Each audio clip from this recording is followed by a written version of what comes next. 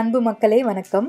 வீட்டு தோட்டத்திலையும் மாடி தோட்டத்திலையும் பீட்ரூட் எப்படி வளர்க்குறது அப்படின்னு சொல்லி இன்னைக்கு வீடியோவில் பார்க்கலாங்க.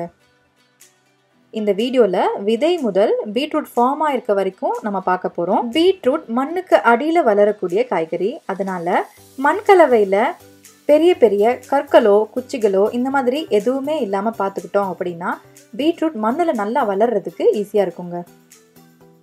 நிறைய பேர் பீட்ரூட்டை வளர்க்க முயற்சி செஞ்சுருப்பீங்க. ஆனால் பீட்ரூட் வளர்ந்துருக்காது, இலைகள் மட்டும்தான் இருந்திருக்கும் இல்லையா?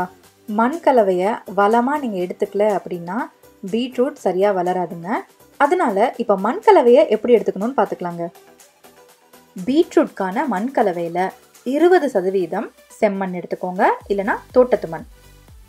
அதுக்கப்புறம் 30% கம்போஸ்ட் எடுத்துக்கோங்க, அதாவது காய்கறி கழிவுகளிலிருந்து நாமே தயாரிக்கக்கூடிய உரம். இன்னொரு 30% தேங்காய் நார் கழிவுகள் எடுத்துக்கோங்க, கோகோ காயர். அதுக்கப்புறம் 10% நன்கு மக்கிய மாட்டு எரு எடுத்துக்கோங்க. இன்னொரு 10% ஆத்து மணல் எடுத்துக்கோங்க. உயிர் உரங்கள் கையில் வச்சுருக்கவங்க கட்டாயம் அதை சேர்த்துக்கோங்க. வேறு ஏதாச்சும் செடிகளை வளர்த்து அந்த மண் ஃப்ரீயாக இருந்ததுன்னா அது கூட இந்த மண் கலவையில் தாராளமாக சேர்த்துக்கலாங்க. நம்ம சேனல் வீடியோ பார்த்து கம்போஸ்ட்டை வீட்டிலேயே செஞ்சு நந்த கிஷோர் அப்படின்றவங்க நமக்கு இந்த வீடியோவை சென்ட் பண்ணியிருந்தாங்க. கம்போஸ்ட் நல்லா வந்திருக்கு, வாழ்த்துக்கள் நந்த கிஷோர். இப்போது பீட்ரூட் வளர்க்குறதுக்கான தொட்டி சைஸ் எப்படி எடுத்துக்கணும் அப்படின்னு பார்க்கலாம். அகலம் நீளம் அப்படின்றதெல்லாம் நீங்கள் எவ்வளோ பீட்ரூட் வளர்க்கணுமோ அதை பொறுத்து. ஆனால் ஆழம் மட்டும் 6லேருந்து 8 இன்ச் வரைக்கும் இருந்தால் நல்லதுங்க. பீட்ரூட் விதைகளை விதைக்கும் போது எந்த அளவுக்கு ஆழம் தேவை, அதே மாதிரி எந்த அளவுக்கு ஸ்பேஸ் விட்டு போடணும் அப்படின்னு சொல்லி பார்க்கலாங்க. பீட்ரூட் உருண்டை வெரைட்டி எடுத்துக்கிட்டோம்னு வச்சுக்கோங்களேன், பால் மாதிரி இருக்கும் இல்லையா, அந்த மாதிரி வெரைட்டி எடுத்துக்கிட்டோம் அப்படின்னா அது நல்லா விரிஞ்சு பெருசாக வளர்கிறதுக்கான இடம் இருந்தால் தான் பெரிய பெரிய பீட்ரூட்டை நாம் வளர்க்க முடியுங்க. அதனால விதை போடும்போது ஜஸ்ட்டு ஒரே 1 சென்டிமீட்டர் ஆழத்தில் விதை போட்டால் போதுங்க. ஒவ்வொரு விதையும் அட்லீஸ்ட் 10 சென்டிமீட்டர் இடைவெளி இருக்க மாதிரி போட்டால் நல்லதுங்க. தொடர்ந்து ஸ்கிப் பண்ணாமல் பாருங்கள். பெரும்பாலும் நிறைய பேருக்கு தெரியாத ஒரு சின்ன டிப்பை உங்களுக்கு நான் சொல்கிறேன். அதே மாதிரி விதை போடும்போது ஒவ்வொரு குழிக்கும் 2 பீட்ரூட் விதைகளை கண்டிப்பாக கட்டாயமாக போட்டுடுங்க. விதை போட்ட பிறகு லேசாக அந்த விதை மேலே மண் தூவி விட்டால் போதுங்க.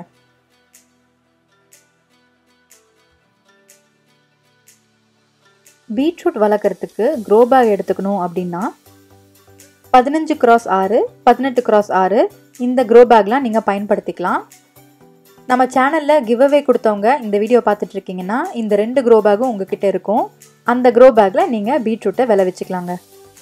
பீட்ரூட் விதைகளை போட்டுட்டு தண்ணி ஊற்றும் போது மட்டும் கொஞ்சம் கேர்ஃபுல்லாக ஊற்றுங்க. விதைகள் மேலே வர வாய்ப்பு இருக்குது. அதனால் தண்ணி ஊற்றிட்ட பிறகு ஒரு முறை செக் பண்ணிக்கோங்க. பீட்ரூட் விதைகள் முளைச்சி வர்றதுக்கு 5லேருந்து 7 நாட்கள் வரைக்கும் ஆகுங்க.